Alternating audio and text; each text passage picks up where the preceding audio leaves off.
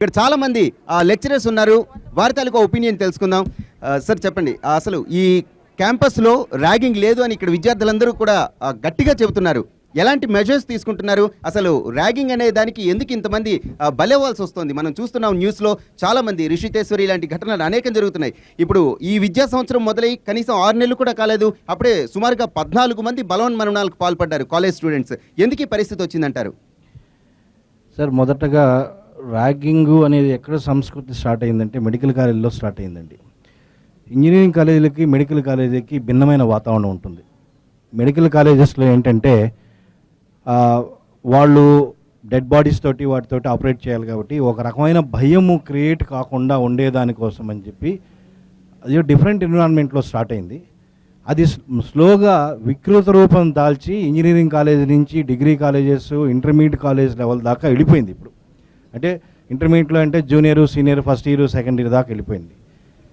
విద్యార్థులు ఏంటంటే ముఖ్యంగా ఫస్ట్ ఇయర్స్ స్టూడెంట్స్ వచ్చినప్పుడు సీనియర్స్ తోటి అనుబంధం పెంచుకుంటాం చాలా మంచిది. అది ఆ లిమిట్ అక్కడ దాకా ఉంటే చాలా బాగుంటుంది. ఎందుకంటే మీకు ఒక ఎగ్జాంపుల్ చెప్తాను. ఒక ఫైనల్ ఇయర్లో ఉన్న విద్యార్థి ఒక మంచి కంపెనీలో జాయిన్ అయ్యాడు అనుకోండి. ఇతను 3 ఏళ్ల తర్వాత మళ్ళీ విద్యార్థి ఒక ఉద్యోగానికి అదే కంపెనీకి వెళ్ళినప్పుడు ఆ విద్యార్థి యొక్క సీనియర్ సహాయం చాలా ఉంటుంది, జీవితంలో ఎంతో ఉపయోగపడుతుంది. అందువల్ల ఇది ఎంతవరకు ఉండాలంటే లిమిట్ సీనియర్ విద్యార్థులు జూనియర్ విద్యార్థులతోటి అనుబంధము ఎంతవరకు వాళ్ళ క్లోజ్గా మూవ్ అయ్యి వాళ్ళ యొక్క అనుభవాలను షేర్ చేసుకునేంతవరకు ఉండాలి. కానీ దాన్ని తాటి ఇంకా ముందుకు వెళితే దాన్ని ఖచ్చితంగా ఏంటంటే మనము ఖండించాల్సిన విషయము. ఇటువంటి వికృత సంస్కృతిని కూడా జాగ్రత్తగా దాన్ని ప్రతి కాలేజీలో కూడా ఒక కమిటీస్ లాగా వేసి తర్వాత దీన్ని కూకటి వేళ్లతోటి పెకలించాల్సిన అవసరం చాలా ఉంది.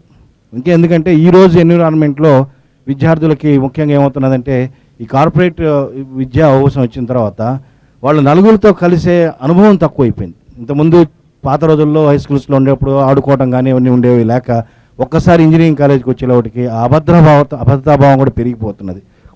ఇది ఎందుకంటే ముఖ్యంగా సీనియర్స్ చేసే వికృత చేష్టల వల్ల వాళ్ళని జూనియర్స్ని ఎడ్యుకేట్ చేయాల్సిన అవసరం ఉంది. అదేవిధంగా సీనియర్స్ కూడా ఎడ్యుకేట్ చేయాల్సిన అవసరం ఉంది. తర్వాత వాళ్ళకు చట్టాలు కూడా చెప్పాలి, తెలియపరచాలి. అసలు ర్యాగింగ్ జరిగితే ఎంత సివియర్ అంటే ఒక మంచి విద్యార్థి పొరపాటున ర్యాగింగ్ కేసులో ఇరుక్కున్నాడంటే పాస్పోర్ట్ రాదు, జైలు శిక్ష అనుభవించేదానికి అవకాశం ఉంది. ఇవన్నీ కూడా ఎడ్యుకేట్ చేయాల్సిన అవసరం ఉంది. ఎడ్యుకేట్ చేసి మనం చేయగలిగితే తప్పకుండా ఎంత త్వరగా దీన్ని మనం నాశనం చేయొచ్చు అంత త్వరగా నాశనం చేయగలుగుతామండి.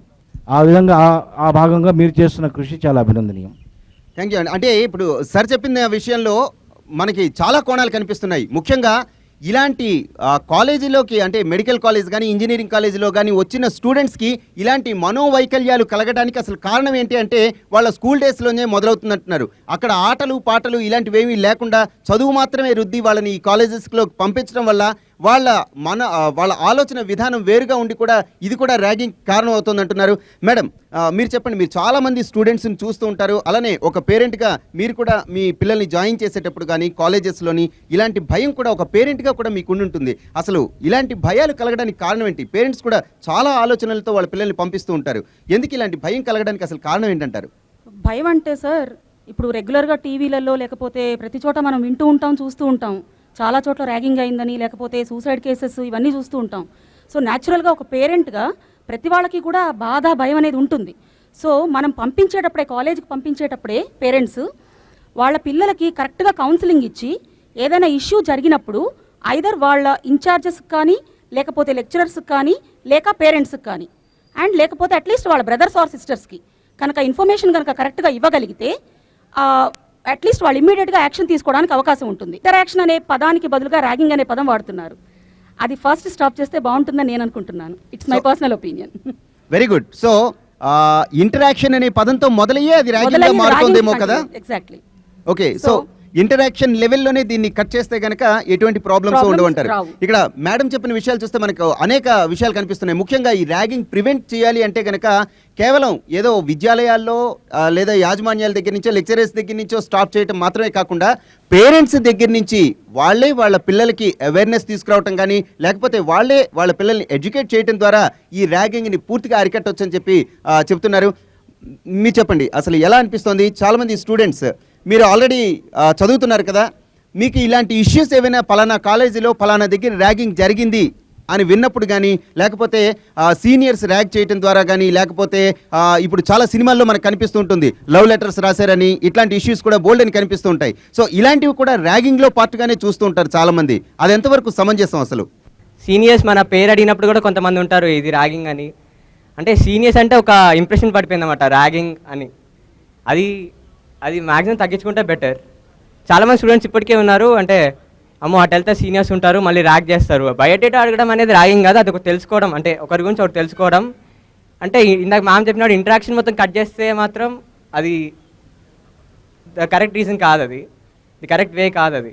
ఎందుకంటే సీనియర్స్తో మనకి ఇంటరాక్షన్ లేకపోతే we don't know what they are and like they can help us in so many other things. Okay, అంటే ఇంటరాక్షన్ వరకు ఉంటే మాత్రం పర్వాలేదు, ఏదో బయోడేటా అడిగారు, పేరు అడిగారు, ఎక్కడి నుంచి వస్తున్నావు, ఇలా ఈ విషయాల వరకు పరిమితం అయితే, లేదా ఎంత ర్యాంక్ సంపాదించుకున్నావు ఎంసెట్లో, లేదా మార్క్స్ పర్సంటేజ్ ఏంటి, ఇలాంటి ఇష్యూస్ వరకు పరిమితం అయితే పర్వాలేదు. కానీ ఆ లెవెల్ క్రాస్ చేస్తే మాత్రం తప్పనిసరిగా ఇందాక మేడం చెప్పినట్లుగా దీనికి లిమిట్ అనేది ఖచ్చితంగా పెట్టాల్సిన అవసరం ఉంది అని మాత్రం చెప్తున్నారు. ఏమో మీరు చెప్పండి, అసలు ఏం చదువుతున్నారు మీరు? ఇలాంటివి ఏమైనా ఫేస్ చేశారు అసలు? నేను ఐటీ సెకండ్ ఇయర్ చదువుతున్నాను. సో ర్యాగింగ్ అనేది మనం డామినేట్ చేయడానికని చేస్తాం. ఇప్పుడు ప్రతి చైల్డ్కి తన పేరెంట్స్ నుండి, తన టీచర్స్ నుండి, లెక్చరర్స్ నుండి, అందరి నుండి ఎంతగానో ప్రెషర్ వస్తుంది, ఎంతో స్ట్రెస్ ఉంటుంది. సో మనము ఇంకా వాళ్ళని డామినేట్ చేయలేము. They are elders to us, we have to respect them. So ఆ టైంలో మనకి ఇంకా ఏం చేయాలో తెలియక ఫ్రస్ట్రేషన్లో ఒక స్టూడెంట్ని మనం ర్యాగింగ్ చేస్తాం. ఇప్పుడు ఈ రిషితేశ్వరి ఆ కేసెస్ అన్నీ ఏంటంటే ర్యాగింగ్ నార్మల్గా కామన్గా జరిగితే అది నార్మల్గా ఉంటుంది, కానీ అది డీప్గా వెళ్ళిపోయేసరికి తనకి సూసైడ్ అలాంటి థాట్స్ వస్తాయి. అలా ఒక పేరెంట్కి కూడా వాళ్ళు కాన్ఫిడెన్స్ ఇవ్వగలగాలి తన చైల్డ్కి. ఒక గర్ల్కి ఒక మదర్ నుండి వస్తుంది, అలానే ఒక బాయ్కి ఒక ఫాదర్ నుండి వస్తుంది. వాళ్ళు ముందు నుండే ఆ ఫ్రీడమ్ ఇవ్వాలి వాళ్ళకి. అంతేగాని ప్రతి దానికి పట్టుకుని ఇచ్చే అంటే మనకి ఏం చేయాలో మొత్తం కన్ఫ్యూజ్ అయిపోతాం. మనకి ఇంట్రెస్ట్ ఉన్నది కూడా నాకు ఇంట్రెస్ట్ లేదేమో అనిపిస్తుంది, కాన్ఫిడెన్స్ ఉన్నా కూడా కాన్ఫిడెన్స్ లేదనిపిస్తుంది. సో ఫస్ట్ నుండి ఆ పేరెంటింగ్ కూడా వాళ్ళకి ప్రాపర్గా ఉండాలి. సో గర్ల్స్ అందరికీ వాళ్ళ మదర్ సపోర్ట్ చేయండి, బాయ్స్ అందరికీ వాళ్ళ ఫాదర్ ప్రాపర్గా సపోర్ట్ చేయండి. Thank you. Very good. ఇంకొక యాంగిల్ ఇక్కడ మనకు కనిపించింది ఏంటంటే ఫ్రస్ట్రేషన్. నిజంగా ఇప్పుడు కాలేజ్ ఏంటి, స్కూల్ ఏంటి, లేదా ఆఫీసులు ఏంటి, ఎక్కడికి వెళ్ళినా సరే ఫ్రస్ట్రేషన్ అనే మాట బాగా వినిపిస్తుంది. ఈ ఫ్రస్ట్రేషన్ కూడా one of the reasons for ragging అని చెప్పి ఈ అమ్మాయి మాటల్లో మనకు తెలుస్తోంది. అంటే అవతల టీచర్స్ చెప్పే విషయాల్ని, అలానే ఇంట్లో పేరెంట్స్ చెప్పే క్రమశిక్షణ, అది చెయ్యొద్దు ఇది చెయ్యొద్దు, ఇలాంటివన్నీ కూడా మైండ్లో పెట్టుకొని ఆ ఫ్రస్ట్రేషన్లో ఇక నాకు ఫ్రెండ్సే దిక్కు, ఫ్రెండ్స్తోనే అన్నీ షేర్ చేసుకుంటానంటూ ఇది కూడా ఒక విధంగా ర్యాగింగ్కి కారణం అవుతుంది అంటున్నారు.